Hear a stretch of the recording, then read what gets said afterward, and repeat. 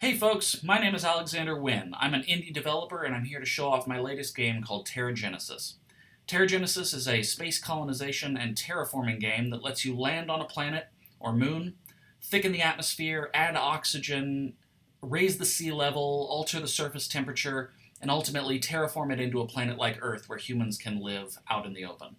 You can also build colonies and develop a local culture, build a thriving ecosystem, sometimes even species by species, and ultimately declare independence from Earth with a brand new civilization on your new world.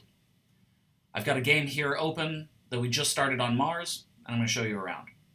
So first off, as you can see, we've got these beautifully rendered planets using actual data and textures from NASA. So this is really what Mars looks like right now in full detail. And as we transform the planet, it's going to adjust to the real surface of Mars. So the water is going to fill in the lower elevation areas first and give us these beautiful organic coastlines, things like that. But for right now, it is the red planet. So the first thing that we need to do is land on the planet and get some colonists. So we're going to build a new colony. Again, we've got these maps of Mars straight from NASA. We also have an elevation map. This will start to become important as the sea levels start rising. You don't want to build a city somewhere and then have it flood later on. But for now, we're just going to place a city and we'll name it after Bill Nye. Why not? So within our new colony, we can build different facilities designed to do different things in the terraforming effort. So as you can see right now, we've got 100 colonists and a single white NASA hab. But let's go ahead and start the process here. You can build different facilities in your colonies, each designed to affect a different factor on your planet. Now, we're just starting out. We've only researched one facility, and that is a heating cluster. This is going to help warm up Mars, make it more survivable. But hey, a random event. We've found rich indium deposits near Nye, so that's going to help our economy. These kind of random events happen often throughout the game, and they really help bring the world to life, as well as obviously giving you bonuses and challenges as you play. But for now, let's build a heating cluster. So that's under construction. It'll take a little while. In the meantime, obviously, just heating clusters alone is not going to get the job done, so let's go to the research section. As you can see, we have a bunch of different facilities that we can research and build to help us. But for now, let's focus on getting more colonists. So let's get a HAB complex research so we can fit some more people on Mars. Again, that's going to take a little while. We also have a culture screen. This is where you can adjust your new civilization's economy and government and values, and, of course, move toward independence, which is the victory condition for the game. We also have a satellites view, which we can't access yet because we're just starting out. Satellites work sort of like world wonders. They're very expensive, but they give a lot of really big bonuses.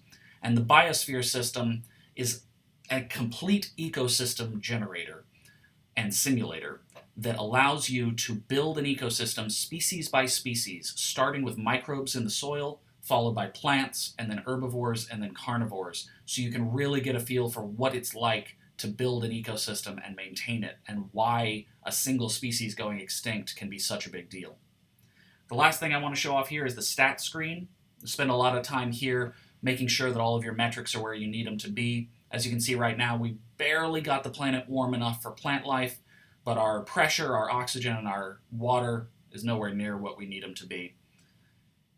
We have each section here showing off what's affecting these stats, so you can keep close eye on them, make sure they don't go too high or too low. And it's what I've started calling Goldilocks gameplay. The idea being that a planet that's too hot is no better than a planet that's too cold. You need it right in the middle. So as you track each of these different metrics, you can keep them within that green range, and that's going to help you terraform the planet. Now, it is a strategy game. It takes a long time to play. Transforming a planet is understandably a lengthy endeavor. So rather than making you watch me play the whole game, I'll jump to a later game and show off where you can go in TerraGenesis. In the meantime, one thing worth noting is this section called the Archives. This is a series of articles that I've written just introducing people to the basics of terraforming and some of the ideas around it. A lot of TerraGenesis is based on the real science behind terraforming, but distilled down into a way that's easy for everybody to understand. So you're not dealing in atmospheric units. You're measuring it in pascals, the way people actually measure atmospheres. that sort of thing. So these archives are a way for players who are interested in the science to learn more as they go. You certainly don't need to if you're not interested, but it was just a nice thing we threw in there. As you can see, we have a whole bunch of different playable worlds. Almost every planet and moon in the entire solar system is playable, again with real data and textures from NASA, along with the recently announced TRAPPIST-1 worlds, some fictional planets I've designed, and even a random planet generator. But for now, we're going to stick to Mars. So as you choose a bundle, it shows you these worlds, and these will start to transform as you play, so eventually you'll get a view of the solar system with all of your transformed worlds. But for now, let's open up our late game Mars. So here we are with almost 150 million people living on Mars.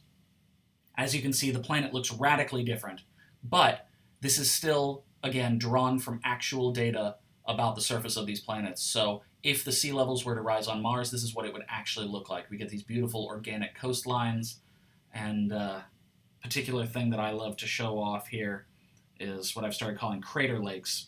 As the water fills in craters, it forms these beautiful lakes and fjords. I can just look at these things all day. We've got these nice white fluffy clouds, some city lights glowing on the surface. You can pull up a flat map and see our transformed Mars. So that's TerraGenesis, the space colonization and terraforming game. It's available right now on iPhone and iPad, and it's coming later this year to Android. We've had a lot of success already. We were able to hit just 1 million downloads right on our 1-year anniversary on the App Store, and we're excited to see where we can take it from here. Thanks for following along.